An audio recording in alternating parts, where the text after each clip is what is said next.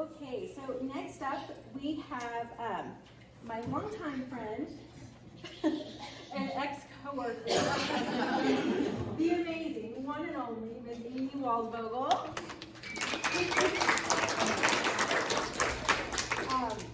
So Ms. Amee is a 49-year-old. All right.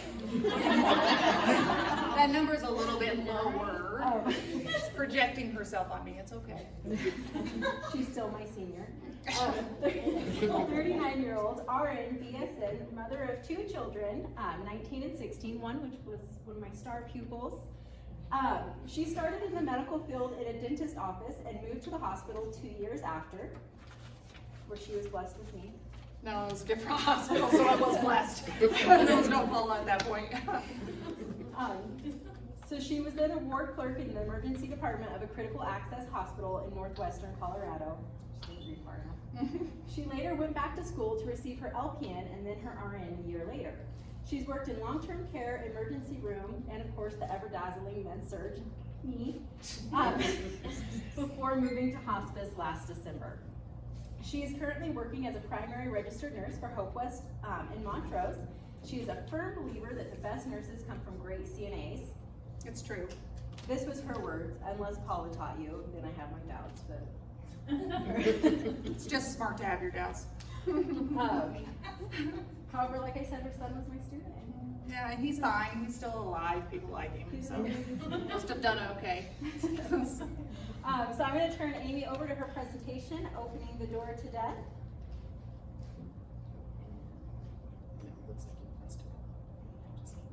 Looks fantastic. You are so smart. Thank you, Amee. All right, so opening the door to death. Obviously, I get the morbid, dark thing that nobody ever wants to talk about. But let me ask all of you right now, how many of you have held the hands of someone who's dying? It's fantastic.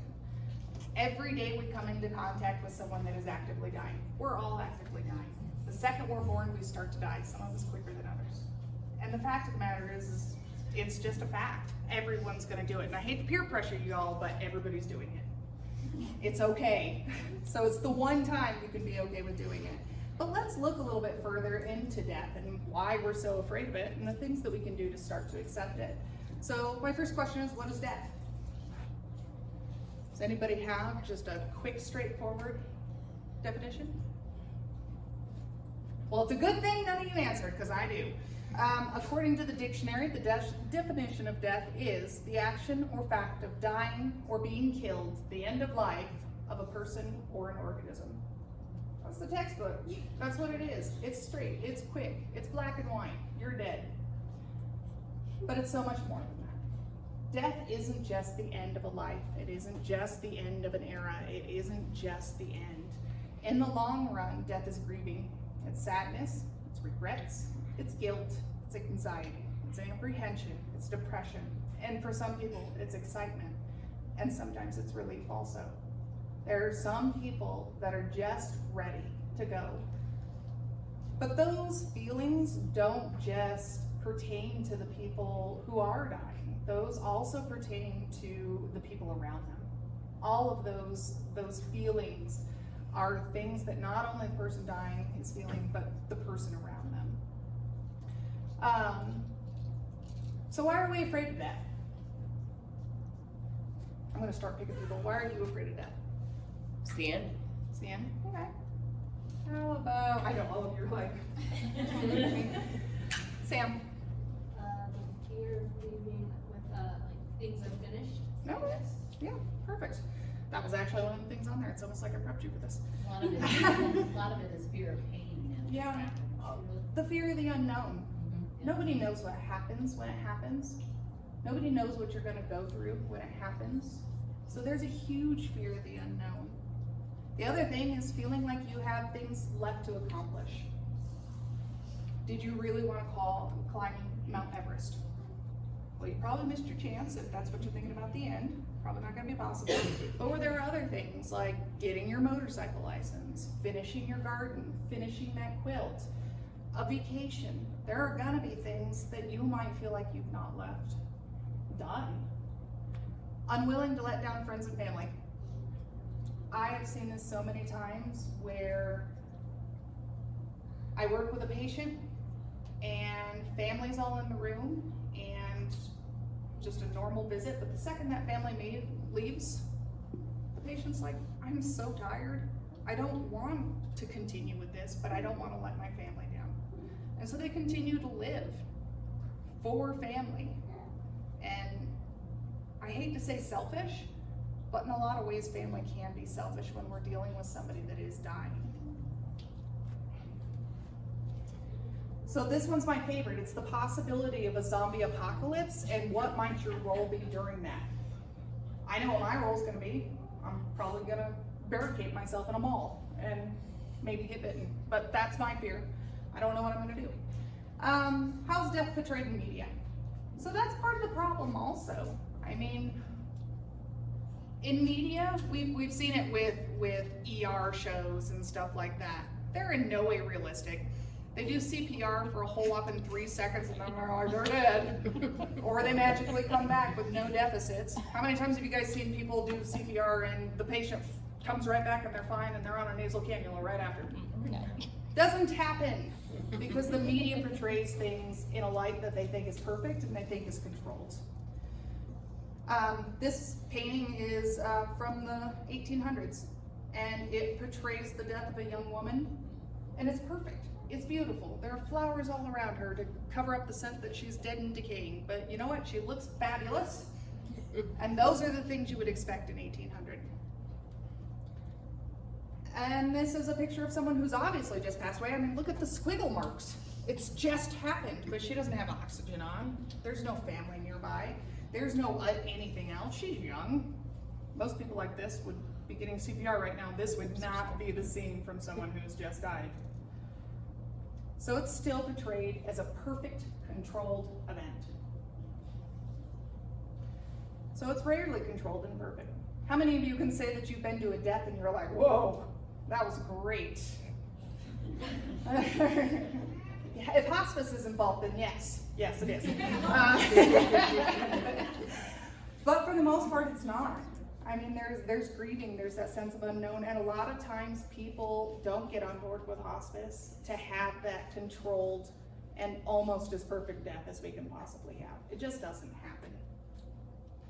It's hard to accept. It's hard to embrace. Nobody wants to die.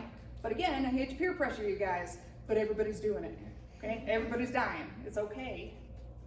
Most commonly, death looks like this. Family holding each other. Holding hands. This isn't what you guys look like on your deathbed, because. So can death be controlled? What do you guys think? Can it? Yeah. I think it can be managed, exactly. You just said it. We can manage death. We really can. We know so much more about what the body goes through now as you're passing away. As the organs are shutting down, as the brain's shutting down, as those last organs are doing their final duties and pulling blood back up from those limbs and back into your core to protect it, we know what's going on. We know how to treat those symptoms you're going to get. Anxiety, shortness of breath, pain, we can control all of those things. So while we can't make every death perfect, especially not media perfect, we can improve it. And that's what we strive for. Hospice and end-of-life programs really are gaining a foothold. Who wouldn't want an expert, ding, ding, ding, to guide the way and understanding the dying process? Because I know that a lot of times when we have patients on hospice with us, that's the thing that we hear the most from families. I don't know how I would do this without you. I wouldn't know what to expect. I don't know what I'd be doing. Because it's nice to have a guide. Nobody wants to be the first one to go through an obstacle course. You always want to be the second or the third one so you know what to expect. And that's okay. That's what we're here for. So what does end of life look like in other countries? In the United Kingdom, they're actually the origin of hospice is the United Kingdom. Their very first hospice home was 1967. 2 years after that, they had implemented a home health related hospice program where nurses and CNAs were going to homes to manage symptoms so that you could die at home. It was unheard of before then. Approximately 225,000 people living in the UK receive hospice care. That's pretty impressive. I mean, the UK is like the size of a walnut on the map, so it's gotta be pretty great. And more than 72,000 residents of the UK receive bereavement support from hospice. So I mean, that's another big, huge part of what hospice does, is not only helping you embrace death, but also helping you accept that it's going to happen and how to cope with that. So Hope West, the company I work for, actually offers fantastic bereavement for not only the patient that's dying, but the families too. And even after you've passed away, they continue to offer that support to the family. So it's not like a one and done by any means. We continue with you guys to make sure that you guys are really, really getting the full benefit of what we have to offer. And it's not just for family. So loved one lives in a facility. I work at Montage and Montrose quite a bit. If the staff there was particularly close to the patient who died, we do bereavement for them too. It's a big deal to encompass the whole team, and that team includes family, patient, caregivers, no matter who you may be. In China, so first hospice was opened in 1987. A generation ago, Hong Kong embraced hospice care. Everybody died at home. It was pretty incredible. However, in Hong Kong now, a different picture has been painted with 94% of people in Hong Kong dying in private hospitals or public hospitals. Where's the change? Speaking of death is completely taboo in China. It's considered unlucky, and it's so taboo to the point that most people dying don't even speak of funeral arrangements and ever to their family. It's considered unlucky. You do not talk about it. Hopefully, we'll start seeing China coming back to really embracing it, but who knows? I mean, it's different for every culture. Oh, look, some of my stuff worked. So in South Korea from 1963 to 2018, hospice care is only available through religious organizations. It was like one of them was a Catholic organization. It was the only way you could get hospice care, was to go through a religious organization. So it sucks to be you guys if you aren't religious. Guess you're not getting it. In 2018, a law was passed that individuals over 18 with a life expectancy of less than 6 months can now forego life-saving treatments. So life-saving treatments might be CPR, chemotherapy, dialysis. If you're under 18 and you have cancer and it's everywhere and there's no chance for you, you're gonna continue chemotherapy until the day you die. That's their law. Unless you're over 18, and then I bet you it's probably still a hard sell. There is no freestanding hospice available there at all. No services whatsoever. Germany's pretty good. They're starting to look towards the United States for guidance when caring for the elderly, and especially for end-of-life care. So I know that their prime ministers and their health departments have actually been coming to the United States, and they've actually been looking at geriatric homes and stuff like that, and really starting to initiate having places for older folks to go, nursing home kind of care, and they're starting to embrace hospice also. But as of today, Germans are still forbidden to move from a nursing home to hospice. They're not allowed to. Unfortunately, palliative care in nursing home is not on the same level as hospice, and it's considered a second-class dying. They don't get the same kind of palliative care or hospice care that they would get if they were in an acute hospital setting. It's really, really sad. So they're very limited on their end of life also until things change.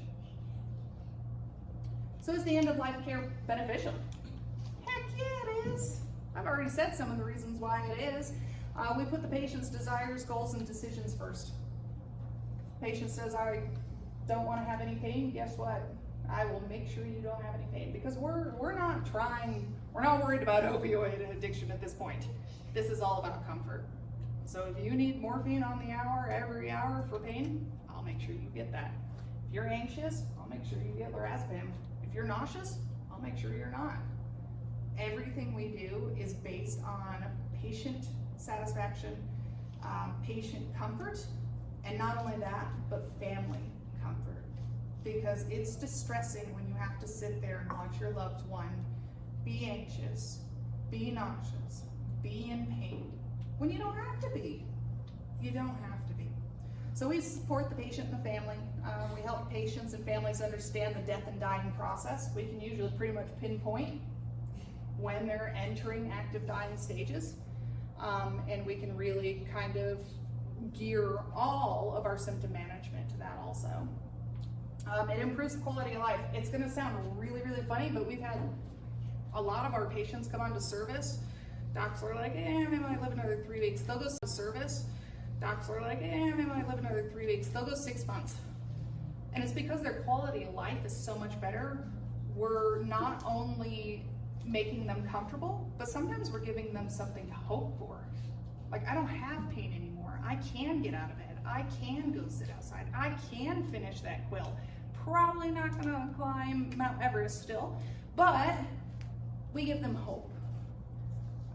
We provide pain and symptom control, and we focus on the body, mind, and spirit. Hope West offers a fantastic chaplain spiritual service also. We have a chaplain on staff. She can come talk with you, she can pray with you. It's non-denominational, so she gets into everybody's business, and she's fantastic at it, and all of the Hope Wests have one. And it reduces unnecessary hospital visits. A lot of times when patients are on end-of-life care with us, they don't want to go to the hospital anymore. But without hospice or end-of-life care, they would have to go to the hospital if they were having pain issues or nausea issues or anxiety issues. It would be just a you're going to the hospital kind of thing to get the treatment you need. So how do we open the door to death? Talk about it. Like I said, everybody's doing it. No peer pressure. Everybody's doing it. Start planning. Get those advanced directives in. Get those living wills in. And definitely think about, what do you want when you die? And I'm not talking about, do I want to be cremated? Do I want a rose-colored casket? I'm talking about, do you hate the smell of lavender? If you touch me with that while I'm passing away, I will come back and haunt you. And that goes for me, just so you know. Do I want warm socks on? Do I want my favorite pajamas? When I've died, is there a special outfit I want to leave the house in? Because these are important things to some people. And they should be verbalized before we get to the point where they can't anymore. But we're not doing it because we don't embrace death. We don't accept death. We don't talk about death. So pick a trustworthy medical power of attorney. This one gets me because I have worked med-surg. I've worked in the ICU. I've seen people come in, had a heart attack. Nobody knew that they were having heart issues, period. They're intubated. We're doing all the stuff. Patient has expressed that he wants to be a DNR. Everything we're doing is fruitless. He wouldn't want this. And then you get your long lost cousin Joe rolls into the picture and is like, my cousin would want this, and we're going to do everything we possibly can. It causes so much grief to the patient, who might not look like he's alive and with it, but I guarantee you he has a sense that he's being kept alive and he doesn't want to be. He wouldn't have wanted this. So pick a trustworthy MDPOA. Someone that you know would say, no, they wouldn't want this. Let's take them off. Let's just keep them comfortable and let's let them go. So pick that person. Sometimes it's going to be a spouse. Sometimes it is not going to be a spouse. I've seen that too, where spouses are like, I just can't live without Bertha. She can't go to heaven. She's going to stay here. So pick your person and be smart about it. Allow the person dying to accept death and support that decision. That is the other thing we see quite often, where the patient is vocal and is like, no, I'm done. I don't want to do anything else. And you've got a grandchild or a sister or a brother or an uncle that's like, don't you want to live? Or they guilt trip them. Well, you're giving up. Don't give up. It's not giving up. It's not even giving in. It's just accepting. So caregiver fatigue, how do we avoid it? Take breaks. Seriously, like if you can get out and go do something, especially if you're a primary caregiver, Go take a break. Find an activity that takes your mind off of caregiving, whether it be, I don't know, maybe you really like to crochet. I don't know, but whatever. Maybe that's your jam, crochet. Get enough sleep. Sleep is gonna be huge for this. It's just like having a baby. You sleep when they sleep at this point. Eat healthy food. Beer is not healthy. I know, surprise to some of you guys. I've heard wine can be healthy as long as you don't drink a whole bottle. Just so you know. Treat every moment like it's its last. So this was something that I said at my last caregivers meeting. How many of you guys remember the last time you picked up your kid, pushed them on the swing, brushed their hair, tied their shoes? None of you. Why? Because you didn't know. None of you knew that it was going to be your last. Treat every moment like it's the last. Might be. And you actually have a chance to try and remember those moments now. So now the hard ones. Ask for help. None of you are superheroes. None of us are. Accept help. If Maud down the street wants to make you a lasagna, you're gonna take it. And there's two reasons why. One, she makes really good lasagna. And two, you're helping Maud also. She doesn't know what to do. This is how she shows her love, by helping out with meals and stuff like that, and just adding. That's her love language. I'm gonna make you some food because I don't know what else to do. Try not to be superhuman. That's important. Nobody can do all of it. I mean, some people probably can, but they're burned out by the end of it. Nobody needs to be burned out at the end of this when there's so much help that can be accepted. And accept death.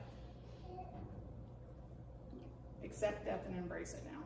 The more we talk about it, the less scary it is. That's it. Any questions or concerns or anything like that? No? All right, sweet.